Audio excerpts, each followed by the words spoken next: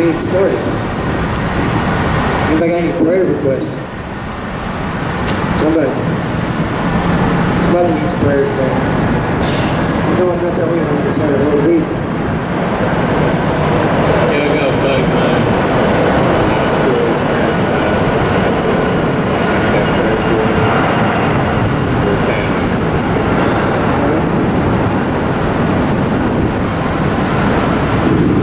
Come on, guys.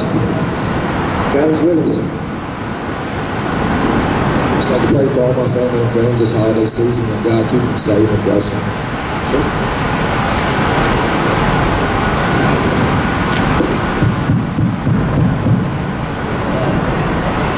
Yeah, praise God, yeah. It's praiseworthy, isn't it? December, and it's 60-something degrees. Anybody else? Am I the only one that needs prayer? Am I the only one that personally needs prayer? The man before you? Yeah, I'd like to pray for my wife and family back in Virginia. Okay.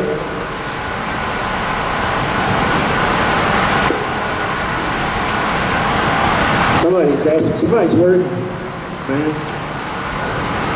Somebody's hurting. I like to pray for my mom and son and family. Okay. Care about their families. My family and kids. Good.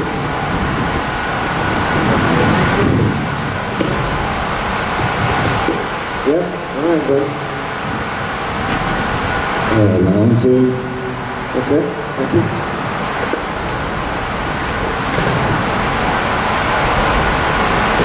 I would like to pray for my brothers and sisters. Okay. Good. Good job, man.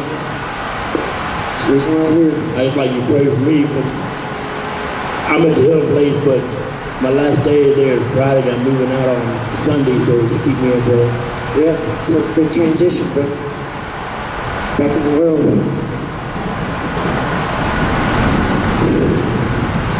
Yeah. You need some prayer in the background? Pray these requests? Yeah.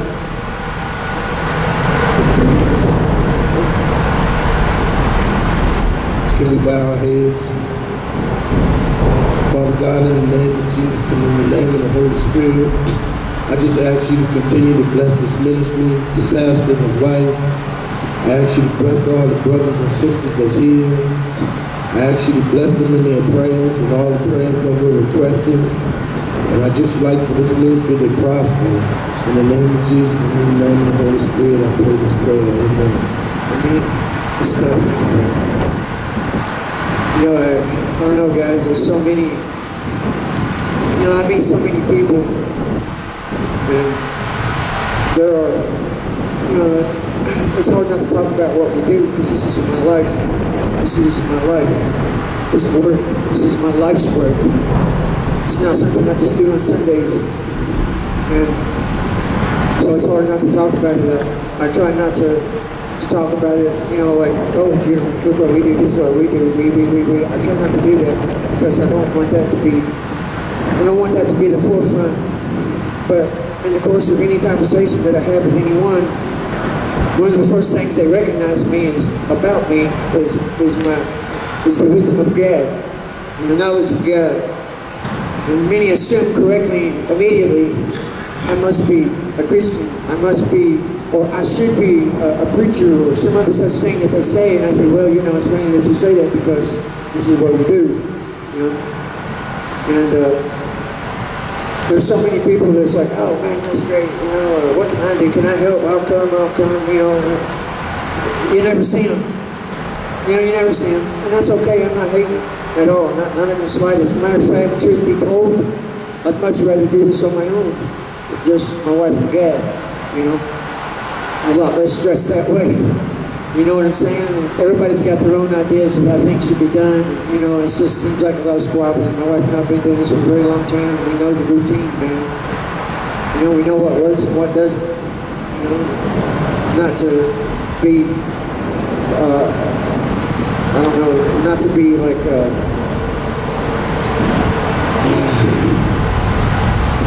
or anything like that.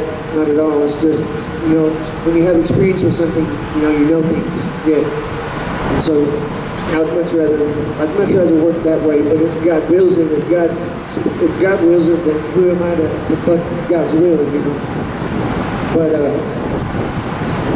so many fake and phony people out there, and it's saddening. Really, it's not hurtful.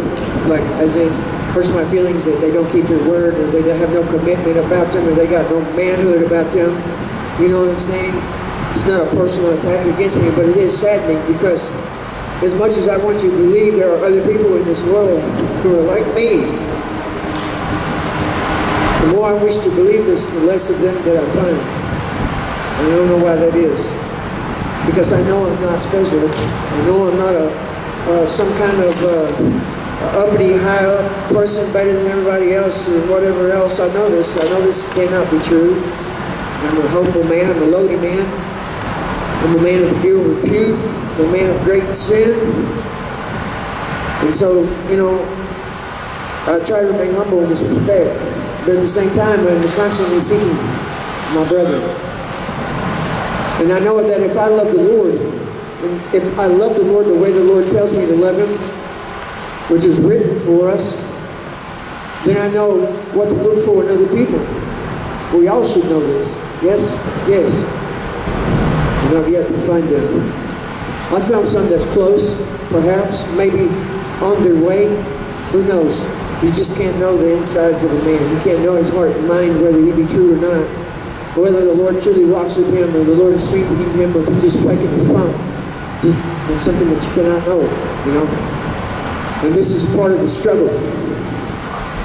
This is the part of the struggle that we must face as those who are walking with Jesus, who are calling on Jesus, who are begging Jesus and pleading with Jesus, man, and loving Jesus. This is the struggle that each and every one of us must face, and I suppose that this is probably a great portion of the reason why I distrust this institution that's called the church. Because it's full of fake and phony people. It's full of devils and hypocrites and liars and thieves and whoremongers and idolaters, homosexuals and every other unclean thing in this world. It is. But surely to God, there's got to be some people in there, man, that love Christ. It must be. I must believe this. Because if I don't believe this, my heart will be hardened. And I'm no good as a stone. None of us are. I don't know if you guys understand this or not. We're at war. We are at war. And we have been so from the beginning. God told Eve that there would be enmity between her seed and the serpent. We're always at war. We're at war with the one who persecutes us. Man, but more than that, we're at war with ourselves daily. There's not one of us sitting here that likes the things that we have done. There's not one of us sitting here that is proud of the things that we have done that we know is wrong. Not one. Not one of us sitting here that liked going out and robbing people to get dope. Not one of us to sit here and like lying to our families because we needed money to support our habits. And yet, we did it anyway. We did. Yes.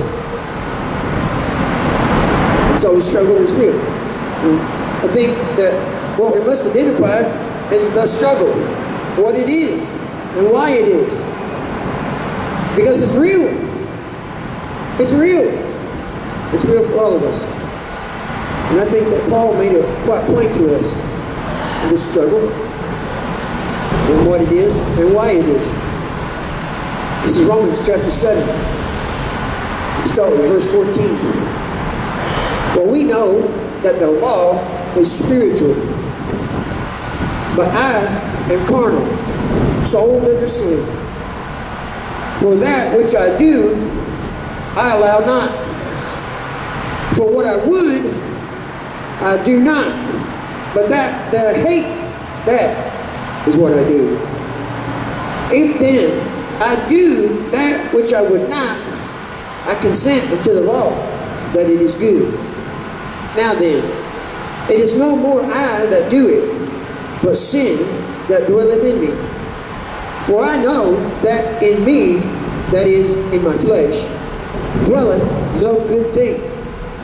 For to will is present with me, but how to perform that which is good, I find not. For the good that I would do, I do not. But the evil which I would not do, that is what I do. Now, if I do that I don't want to do, it is no more I that do it, but sin that dwelleth in me. I find then a law that when I would do good, evil is present with me.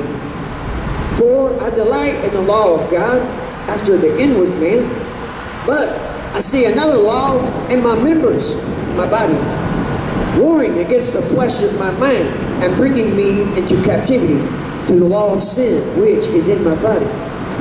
O wretched man that I am, who shall deliver me from the body of this death? I thank God through Jesus Christ our Lord. So then, with the mind, I myself serve the law of God, but with the flesh, the law of sin. You know, guys, that's really complicated. I know the King James Version isn't the easiest to understand, but you know, it's the only version of this book that was printed before copyright laws. Before people make money off of copyrights. Do you understand what I'm saying? Yes? Nowadays, if you want to copyright a book to get paid, because that's the purpose of copyright, right? For profit, yes? If you want to copyright this book, it can't be the same as another version. Do you understand what I'm saying? It can't be the same. It must be different. And not just a little bit, but a lot. There must be a lot of difference in order for you to get a copyright. To profit off of the Word of God. Yes? And this is the reason. This is the reason why there is so much discrepancy between the versions. Yes? And this is also the reason why the King James is the purest.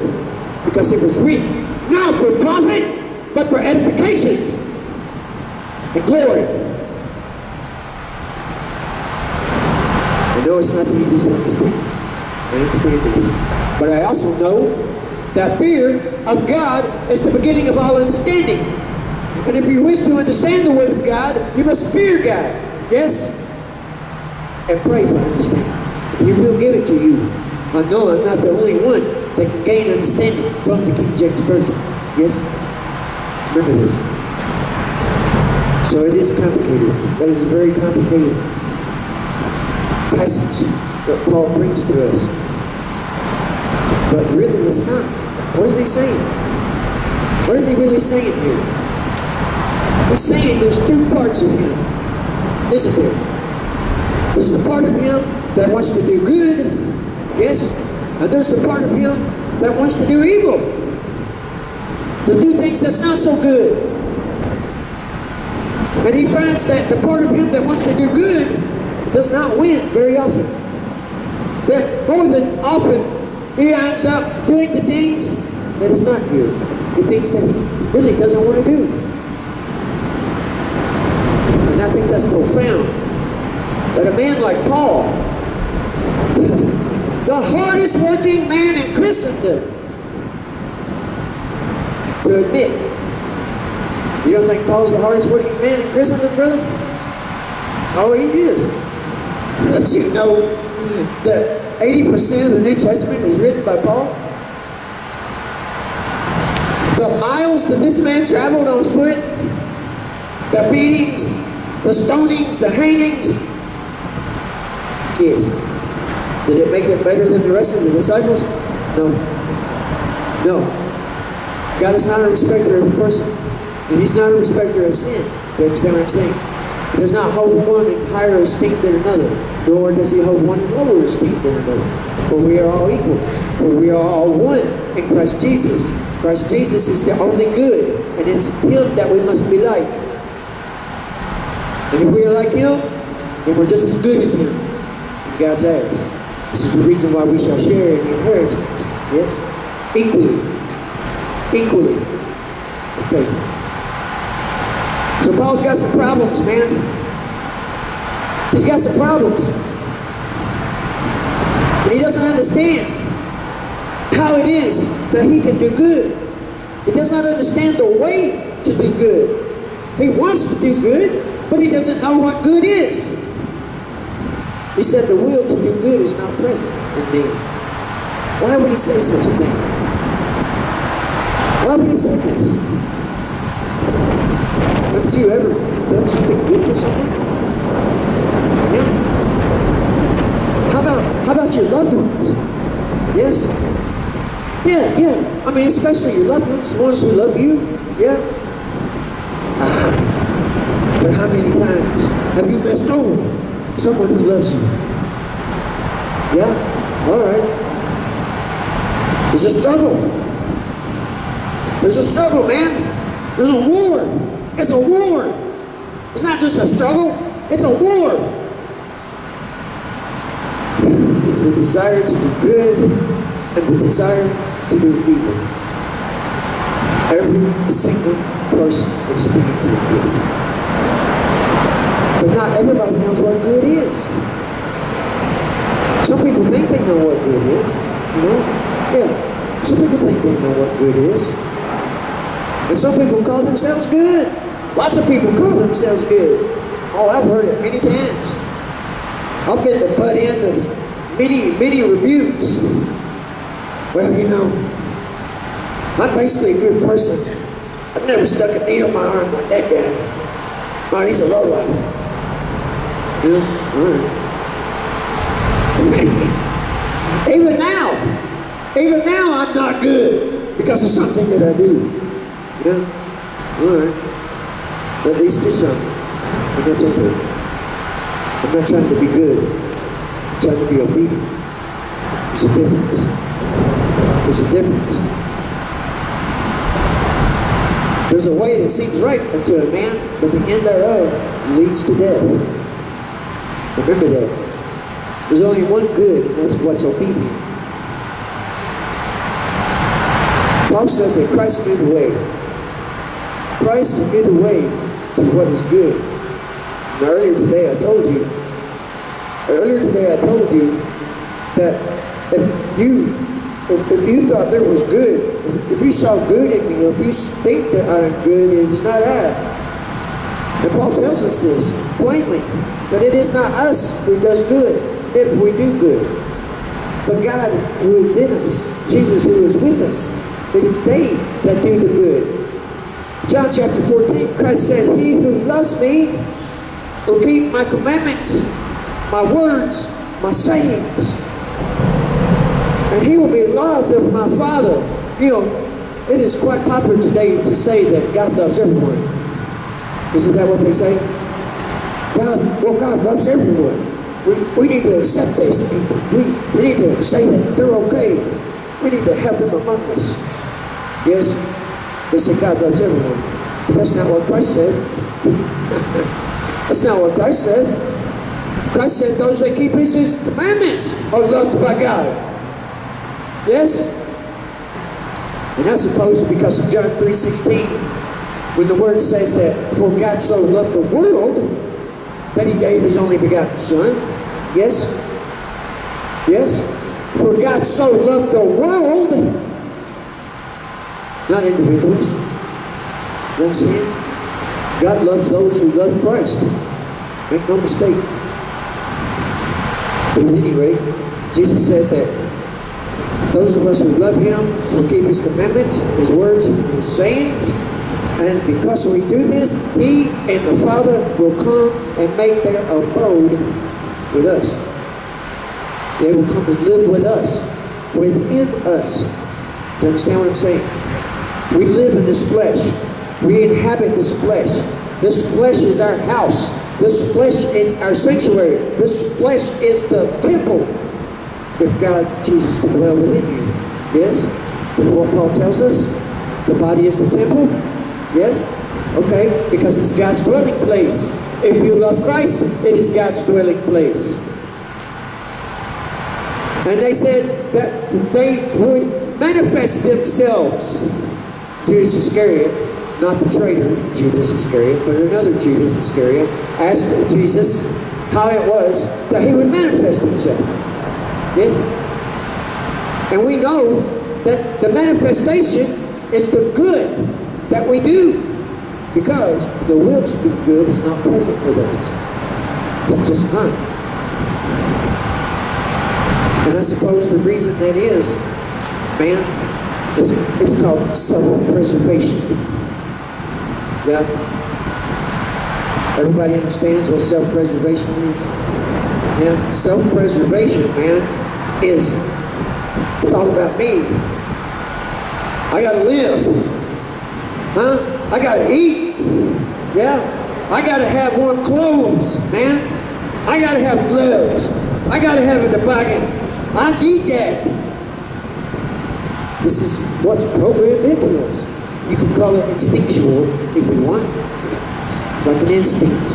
Self-preservation is an instinct. You know, animals are guided. They live by their instincts, right? Yes? Okay. Self-preservation is an instinct of man. But there's one thing that separates us from the animals.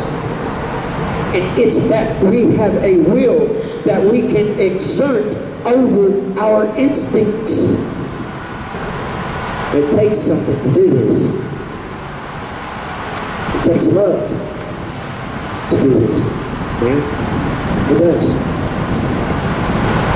It took love in Christ to allow himself to be led to his death, which was completely against his instincts.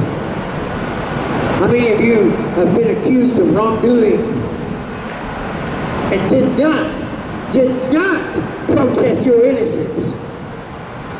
Is it not an immediate reaction when somebody accuses you of doing something that you did not do? Immediately you argue and say, no, I didn't. Yes, of course. It's instinct. No, I didn't. And that is not Christ's response. No, not at all. He allowed himself to be led to his death. For somehow, Christ was able to overcome this part of him that Paul could not. Paul could not overcome this part of him, this part of him that wanted to do evil, his flesh. And I find that amazing. I find that truly amazing, considering how great a man Paul was. I do. All the work that he put in, all the miles that he traveled, all the suffering that he endured. Oh my goodness, brothers, you need to read his letters. The trials and the tribulations that this man endured. Yes. And he tells us plainly that he was not a perfect individual. That he was a wretched man.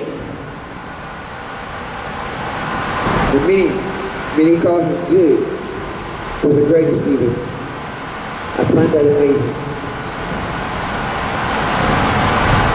And, you know, for me, I suppose, if I had to call Paul good, it wouldn't be because of all the things that he did. All the times he preached and all the suffering that he endured, it wouldn't be because of that. Because I know something that maybe you do not. Yes, I know that he who began a good work in you will see it unto completion. That when Christ comes in you and comes to you, when you call upon him and you begin to love him, you begin to obey him, and he comes and make his dwelling place with you, you will begin to do the works that's been predestined unto you by the Father above. But it is not you who do the work, but Christ in you. And Christ in you will see that work to its completion. Just as I stand here before you, performing this work. It is not I, He's not a procrastinator. No, if I attributed something good to Paul, it would be his desire to not give up despite his wretchedness. His own words. Despite his wretchedness, despite his failings, despite the accusations, despite the railings, despite the persecution, he did not give up. And that is hard. This week, it's been a really hard week for me. I haven't experienced a week like this in some time. As far as, I don't want to call it persecution. I'm not a martyr and I'm not a saint, man. But I guess just the disrespect. Just the disrespect, I suppose. From the most unlikeliest of places. Yes. The places that you go. I mean, when you're at war, you know where the battles are. You see them. Yeah? Okay. All right. And sometimes you get that surprise attack. Yeah. The one that you don't see coming, man. Yeah? It rattles you. It rattles you.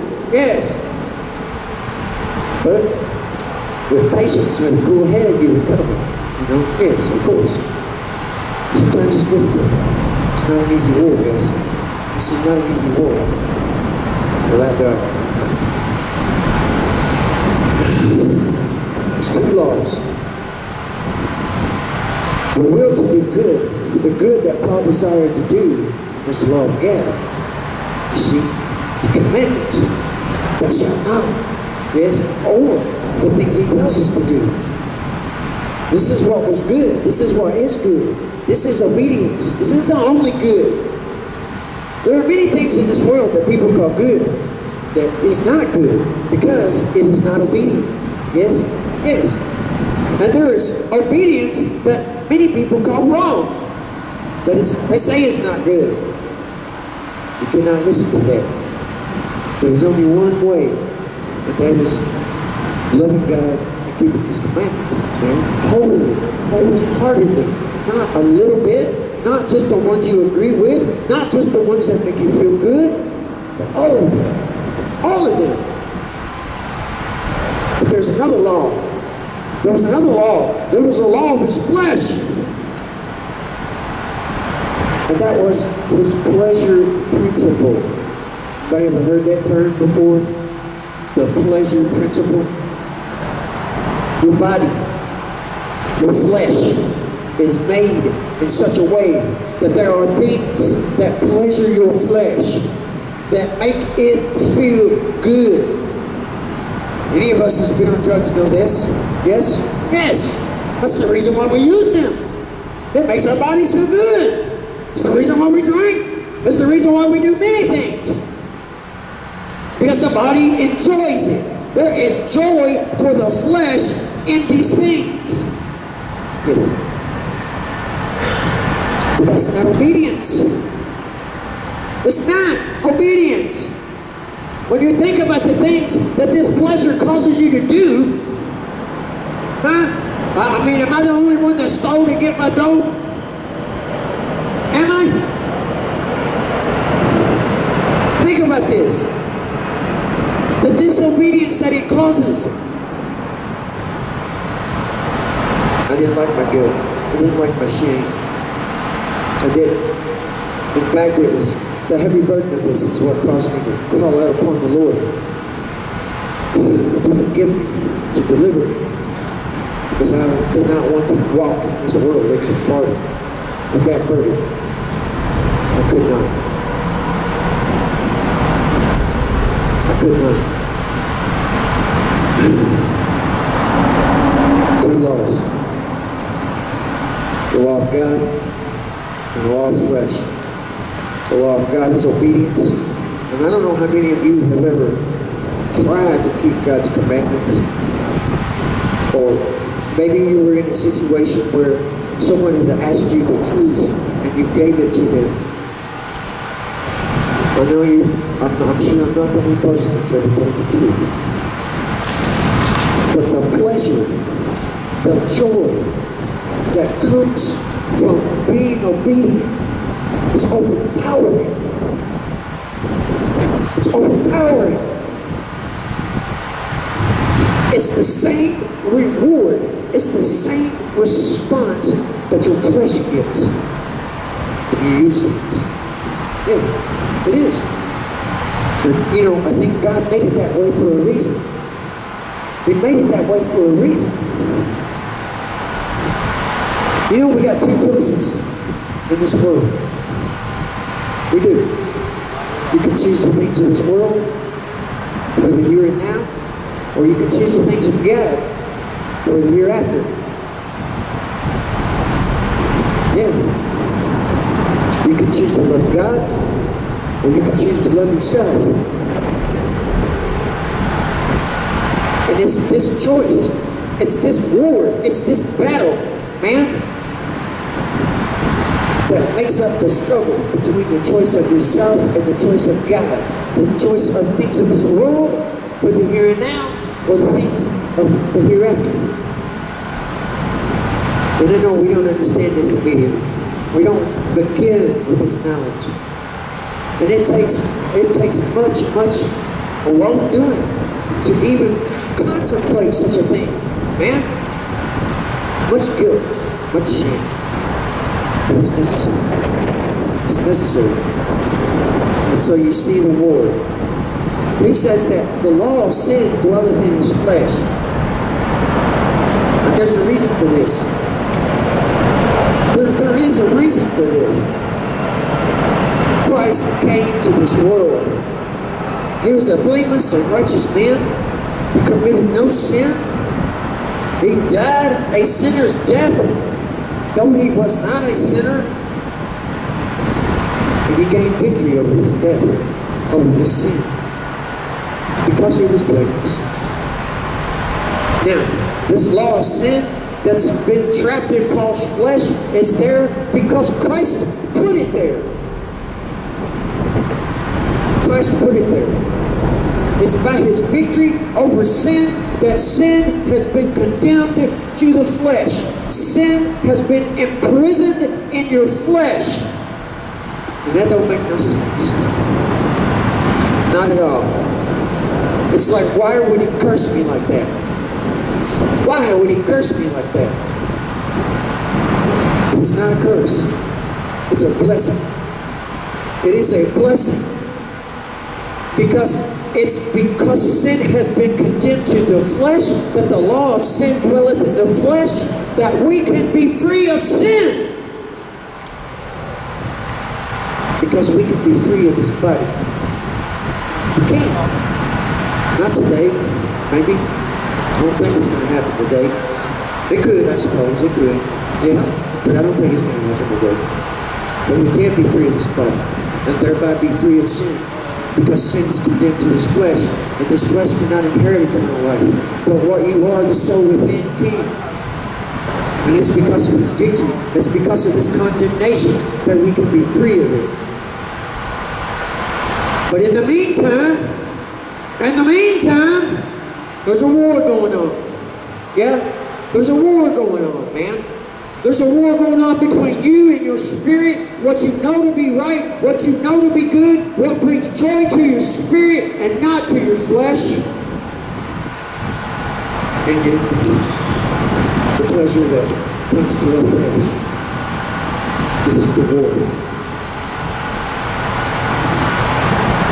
Ephesians chapter 6.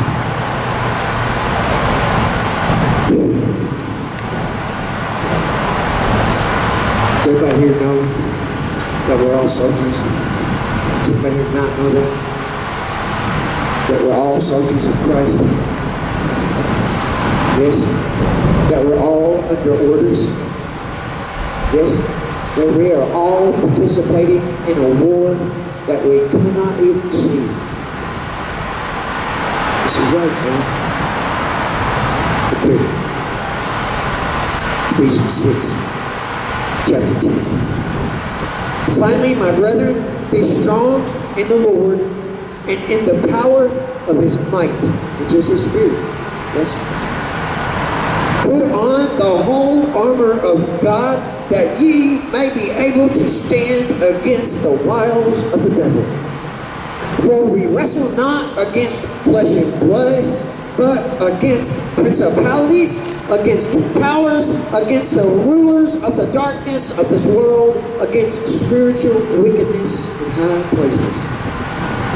Wherefore, take unto you the whole armor of God, that ye may be able to withstand in the evil day, and having done all to stand, stand therefore, having your loins girded with truth, and having on the breastplate of righteousness, and your feet shod with the preparation of the gospel of peace. Above all, taking the shield of faith, wherewith ye shall be able to quench all the fiery darts of the wicked, and take the helmet of salvation and the sword of the Spirit, which is the word of God. Praying always with all prayer and supplication in the Spirit, and watching thereunto with all perseverance and supplication for all saints. And for me, that utterance may be given unto me, that I may open my mouth boldly to make known the mystery of the gospel, for which I am an ambassador in bonds, that therein I may speak boldly as I ought to speak. You know, the first time that scripture reached out to me,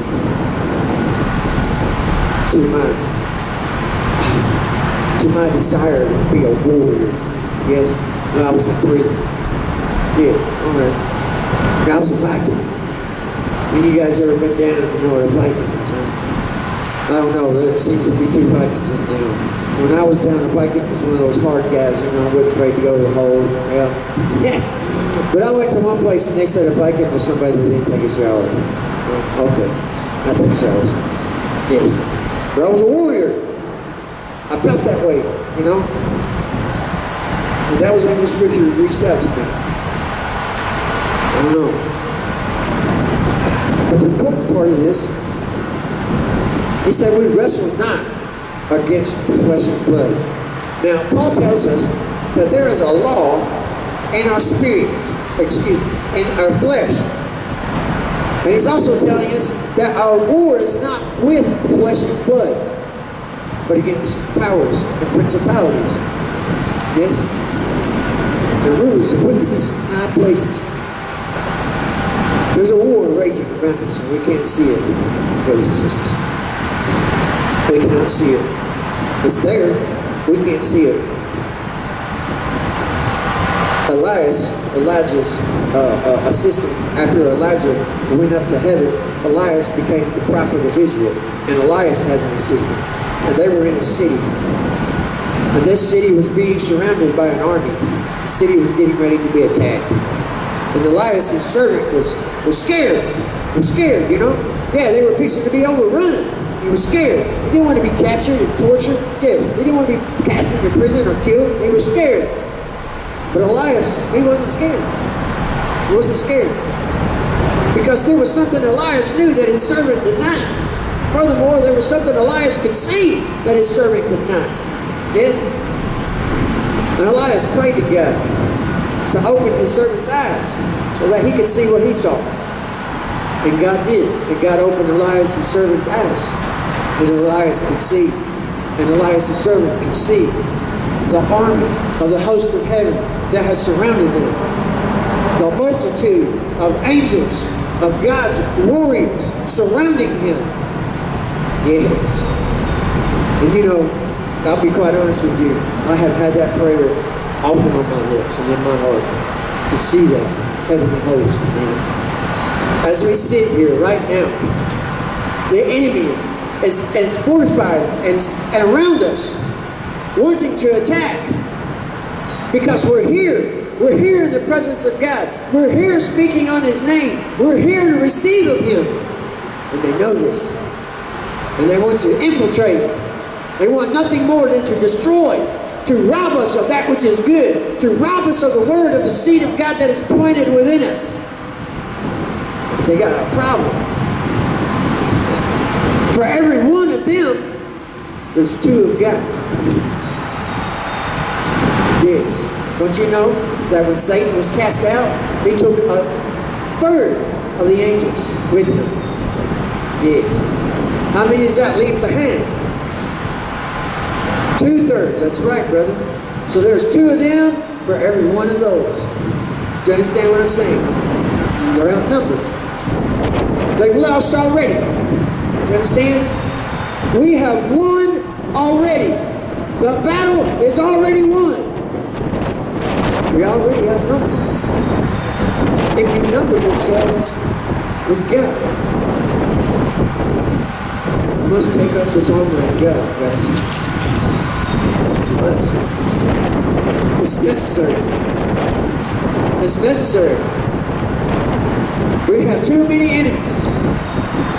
People we know not that are our enemies. We don't even know it. And you know what? Truth be told, it might not even be them. It might just be a moment of weakness that they have had, that the true enemy has looked upon and answered them at that time to come against you. Simply because you have professed the name of God. Simply because you have told the truth in a moment where perhaps a lie would have sufficed your flesh. Yes? Yes. There's so many things that we do not know. There's so many things that we do not understand. That they do. That they do. Because they come from the presence of God. They know all the mysteries that we do not. Yes. The devil has been around since the beginning. Do you understand? If wisdom comes with age, then he's been around from the beginning. And he knows everything that we don't. And he has that advantage. He has that advantage over us. But there's something that we have that he does not. And that's Christ Jesus. That's Jesus Christ. He's overcome all enemies. Death, hell, Satan, everything. And it's by him that we can take on this armor. In fact, this armor is given to you to protect him within you. The helmet of salvation. Remember, Christ is the head of every man. The breastplate of righteousness to guard your heart where Christ dwells. The only one who is righteous. Yes. The shield of faith. Christ came to show us how to be faithful. The shield of faith is his faith that we must have. The sandals of preparation. The gospel. Who brought us the gospel? It was Christ. The belt of truth. Who calls himself the truth? And finally, most importantly in my book, the sword of the Spirit, which is the Word of God. Who John called the Word? Christ Jesus, man. Christ Jesus. Paul said the only way that he was going to win this struggle between the law of his flesh and the law of his spirit, which was the law of God, was through Christ Jesus. I'm telling you, we are at war. The only way to stand against the enemy is to don the armor of God. And the way to don the armor of God is to bring Christ into your life. Now I know this is not something that you guys don't already know. I'm sure many of you know this. I don't pretend to think that I'm teaching you all the good things all the time. I have no such notions. But I do believe that many times I bring things to your remembrance, perhaps things that we have cast to the side in search of other things. Yes? Yes. Yes, sir.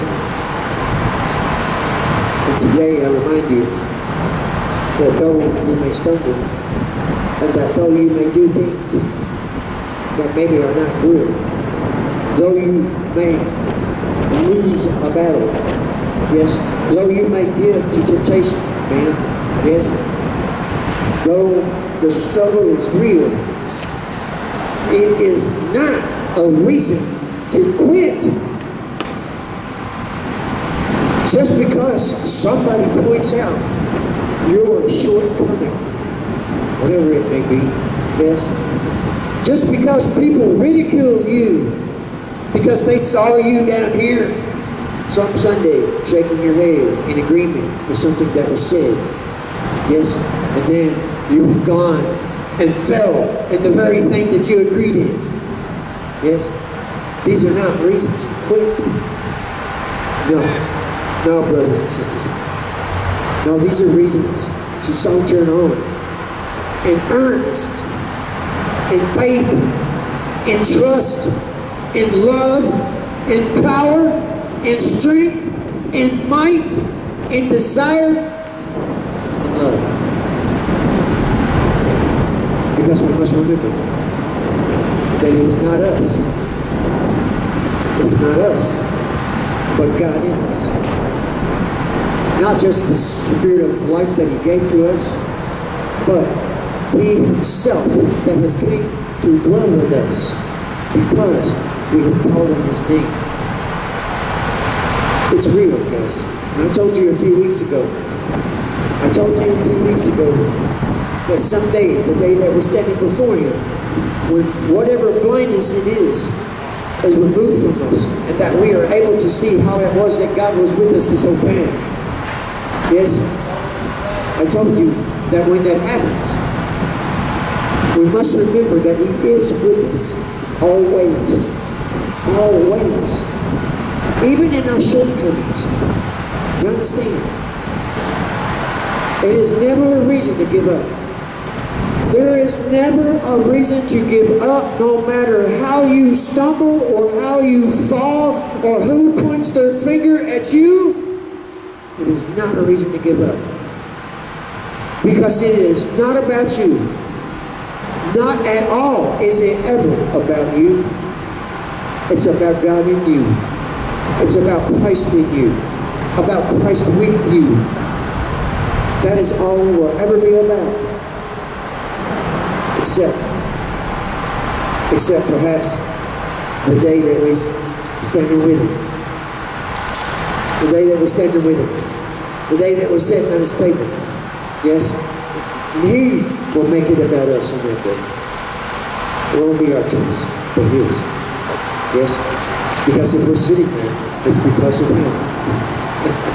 Not because of us. Yeah? Alright. Alright, guys. I don't know. Sometimes a lot of the things that I come to talk about, I suppose, is because of things that, have happened to me through the week or in my life, or just, I preach what I live, I don't go searching for a message, or I don't think, what do they need to hear, or what should they be taught? I don't do those things, I don't think that a preacher should practice what he preaches. I think a preacher should preach what he practices. Yes? Yes. Yes, I do. Because it's what you have practiced and has worked for you, man, in God, in Christ, that will work for others. It's not what you think is right. It's what you know to be right. Yes? You can't trust what you think. You understand what I'm saying? You can't trust what you think. Remember, the battle is in the mind. The battle is between the knowledge of good and the knowledge of evil. And the mind is where thought takes place. You can't trust what you think. But you can trust what you know. Because what you know comes from your heart. Because it's something that you have experienced through the feeling of it. Yes? But more than that, the heart is where Christ dwells within you. And the heart is where God writes His laws. This law that brings us the knowledge of good, that we may do what is good. Because it is God in us that does the good. You understand what I'm saying? All right. All right. All this to say is just not to give up. Not to give up. Man. We're not going to be rewarded for what good we have done. Because the good that we have done has not been done by us, but Christ in us. If we're rewarded for anything at all, it's going to be because we did not give up. Whatever the problem was, whatever the shortcoming was, whatever the person coming against us said, that's the reason. Okay? Alright. Let's love God, man. And let's let our love be never ending. Let's let our love never fail. Though we may fail, though our bodies may fail, let's make sure our love does not. Okay? Alright. Alright. Let's close. Lord, we give thanks, Father. We give thanks for your servant, Paul. We give thanks for his truth, Father. We give thanks for he bearing his shame and his writing to us, Lord, that we may see his imperfection, Father. Not that we may feel good about our shortcoming, Lord, or that we may continue to fall in our shortcomings, Lord, but that we may continue to desire in earnest, Father, your presence within us. And to not give up, Lord, to not give up the task ahead, to not give up the race, Father, to not give up the fight, Lord, but to continue seeking, honing our soul, Father. Lord, I pray your Spirit upon us, Father, upon these men and women upon us, Father, that you would increase that in us, that which is necessary, Father, and that you would send us iron, that we may sharpen iron, Father. For we know that iron is sharpened by iron. It's not just enough to have a sword, Father, but it must be sharpened if we are to be done. Lord, I give thanks for this beautiful day. Lord, I give thanks for your presence among us this day, Father. Lord, and I pray that you continue to lead us and guide us in all that we do. In the name of Jesus Christ. Amen.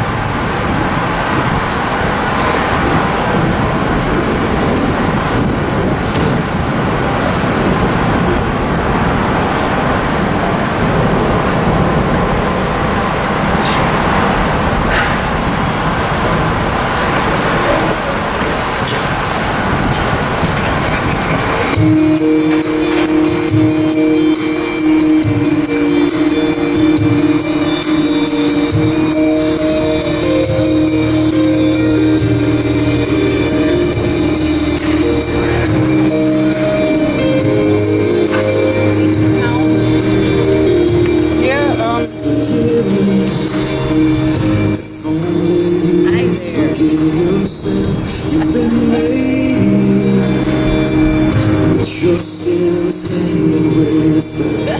'Cause when you